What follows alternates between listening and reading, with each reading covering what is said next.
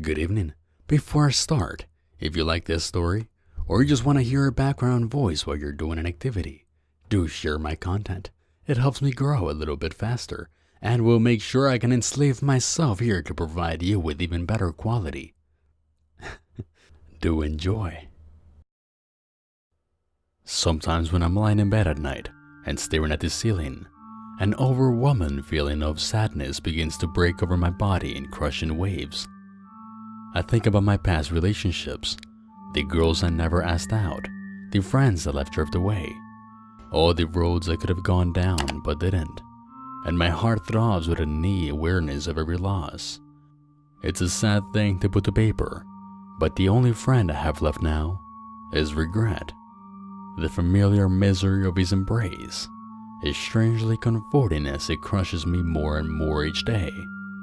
Yet, however trying as they are, it's in these moments of deep sadness that I feel most like myself. I've hurt for so long that I've forgotten what it feels like to be happy. My pain has swallowed me. It has become me. I hurt, therefore I am. These feelings are my humanity, the essence of my being. But I am not a human anymore. I may talk like a human, look like a human, even feel like a human. But my insides are ugly and rotted, and the things that sustain you are poison to me. Light, food, water, the base comforts of a warm day, a full belly, and quenched thirst are denied of me as the price of immortality. My sunshine is darkness, my food is hunger, and my water is thirst. Like a vampire, I feed on people, but I have no fangs to sink into your neck. Just a touch of the hand or a brush on the cheek is enough for me to steal away what I need.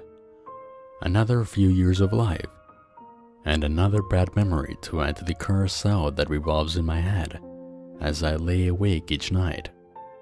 My last victim was 16 years old. I met her down a dark alley, living under cardboard box. She had run away from home, and now she had nowhere left to go.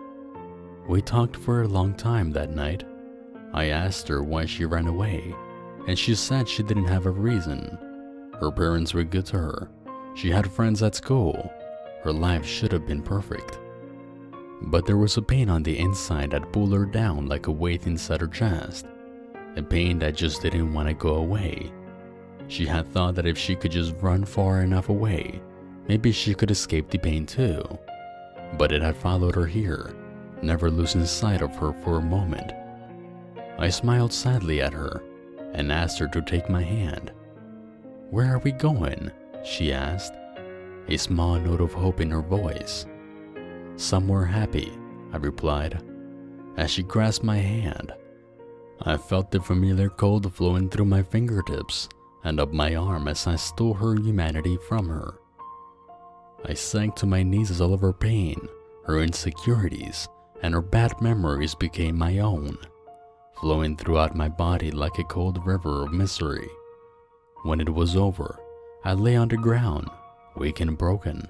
She regarded me with some confusion, and then smiled down at me. "Did you trip or something?" she asked, her voice full of optimism. "Yes, I tripped." I did my best to smile back at her. "Thank you so much for listening to me," she said. "I guess I needed to talk, and it really feels like a weight has been lifted off of me."